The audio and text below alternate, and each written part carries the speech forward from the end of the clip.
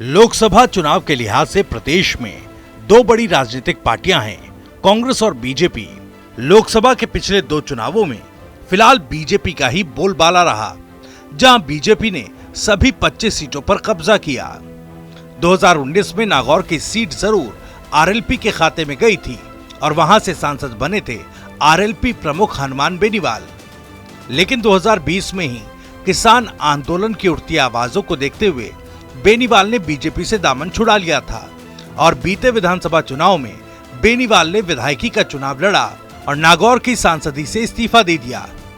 अब एक बार फिर जब लोकसभा चुनावों की रणभेरी बजी है, तो जहां चुनाव जीतने के लिए कांग्रेस बीजेपी जी जान लगा रही है, लेकिन इन सब के बीच सुर्खियों में है हनुमान बेनीवाल यानी आरएलपी के साथ कांग्रेस का गठबंधन। अब बीजेपी ने नागौर में ज्योति मिर्धा को अपना उम्मीदवार बना दिया है, लिहाजा कहा जा रहा है कि कांग्रेस हनुमान बेनीवाल के साथ गठबंधन कर सकती है।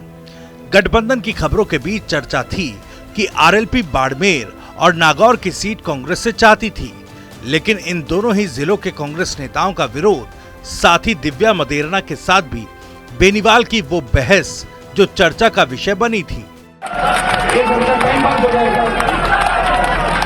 यहाँ की गंदगी के साथ साथ गंदगी की खुशबू, गंदगी की जो दुर्गंध और यहाँ की प्रसिद्ध सीढ़ी वो चीज जाएगा। उसका नाम है, दिल्ली में एक दुकान का नाम था ओशन सीढ़ी, हर समय उपलब्ध। जो तमका पीटते हैं कि मैंने कर दिया, इनके तीनों विधायक जेल जा रहे थे। सुप्रीम कोर्ट से इनकी बेल रिजेक्ट हो गई थी, हाईपो हो गई, सांसें ऊपर नीचे चढ़ गई। मुख्यमंत्री जी के पास भागे, पैर पकड़े, हाथाजोड़ी करी कि अब माफी दो, राजस्थान सरकार हमें गिरफ्तार मत कराओ पुलिस वालों से। मैंने कभी सार्वजनिक पटल पे ये बात नहीं कही, मैंने आज तक ये नहीं कहा। मैंने कहा कोई बात नहीं, विचारधारा है किसी की सोच, अगर निचलम स्तर की बेकार टिप्पणी करते हैं तो कोई बात नहीं। अपने कीचड़ लग जाता है तो अपन कोई बार बार कीचड़ में पैर थोड़ी मारते हैं। कुत्ता काट जाता है तो अपन वापस जाके कुत्ते को थोड़ी काटते हैं।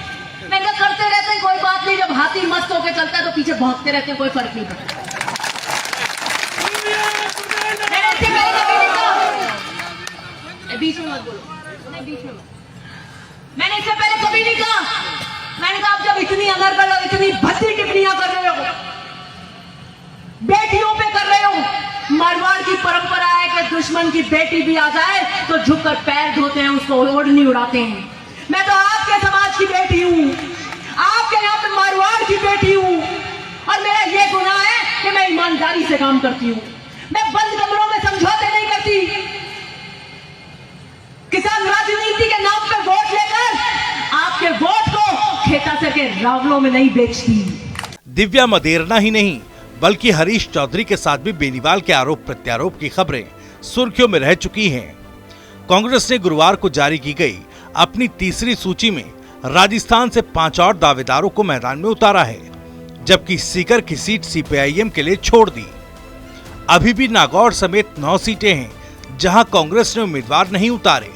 माना जा रहा है कि कांग्रेस अभी भी आरएलपी से गठबंधन की बाह जोड़ रही है, लेकिन इस बीच आरएलपी प्रमुख बेनीवाल का वीडियो सोशल मीडिया पर खूब वायरल हो रहा है। ठोकने का प्रयास करेंगे क्योंकि मैंने गठबंधन पप्पू से टेलीफोन पे तोड़ा था। मैंने कहा फोन रख, मैं नहीं करता गठबंधन। पप्पू भी परेशान है, हनुमान लोकसभा के अंदर आ गया, मुझे तंग करेगा और तंग मैं 2 तरीके से करूंगा। एक तो अगर आसपास कहीं आ गया तो पप्पू बीच वालों में तंग हो जाएगा, और मेरी सीट अगर दूर आ गई तो कागज की हवाई जहाज बना के मैं पप्पू की सीट पर उठा दूंगा।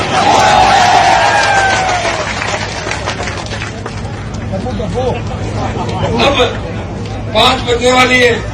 अब बेनीवाल जी ने किन पप्पू का फोन काटा और किससे गठबंधन तोड़ा, इसका जिक्र तो उन्होंने नहीं किया, लेकिन राजनीतिक गलियारों में बेनीवाल के इस बयान को कांग्रेस से जोड़कर देखा जा रहा है। कांग्रेस ने आरएलपी की गठबंधन में मांगी जा रही बाड़मेर सीट पर उन्हीं की पार्टी से हाल ही में कांग्रेस ज्वाइन करने वाले नेता उम्मीदवार बेनीवाल को उम्मीदवार बना दिया है।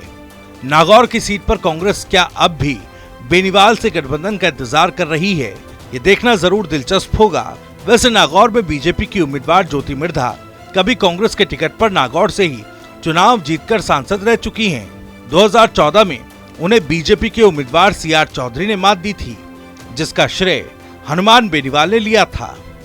2014 में हनुमान बेनीवाल ने नागौर से निर्दलीय ताल ठोकी थी और तब बेनीवाल तीसरे नंबर पर रहे थे।